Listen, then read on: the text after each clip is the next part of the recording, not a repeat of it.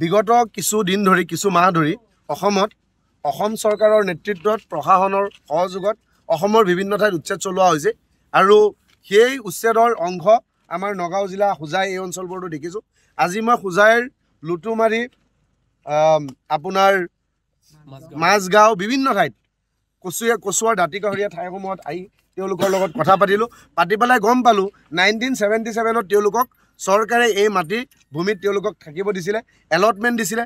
এই অঞ্চলৰ বহুত ৰাইজ মই এটা ডকুমেণ্ট পালোঁ, নুৰুল ইছলাম নাম তেখেত মৃত ব্যক্তি 2008 চনৰ পৰা খাজনা দি আছিলে আৰু সেই খাজনা আপোনালোকে সকলোৱে দি আছে চাগে।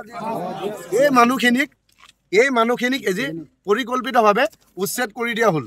এইটো খাজনা ৰচিদ হয় আৰু তেওঁলোকে যে খাজনা দিছিলে ইয়াতে গোটেই কথাবোৰ আছে, স্পষ্টভাৱে আছে। 1977ত এলটমেণ্ট দিছিলে সেই কথাও আছে।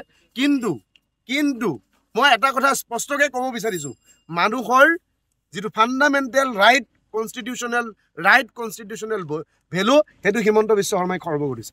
কেনেকৈ খৰ্ব কৰিছে? তেওঁ এই পৰীক্ষা চলি থকাৰ সময়ত মেট্ৰিক হায়াৰ ছেকেণ্ডেৰী পৰীক্ষা চলি আছে, বছৰেকীয়া পৰীক্ষা চলি আছে, তাৰ মাজত এই শিশু কণ ল'ৰা ছোৱালীৰ বেঘৰ কৰি দিছে, তেওঁলোকক গৃহহীন কৰি দিছে, ৰাস্তাৰ মাজত আনিছে আৰু 2 দিন পিছত ক'ব যে এইখিনি অবৈধ মানুহ। আৰু এই যিটো ৰাষ্ট্ৰহীন কৰাৰ প্ৰক্ৰিয়া, সেই প্ৰক্ৰিয়াটো বহুত দিন ধৰি চলি আছে। কোনো মানুহ ইয়াত অবৈধ মানুহ নাই, এটা মানুহ অবৈধ মানুহ নাই।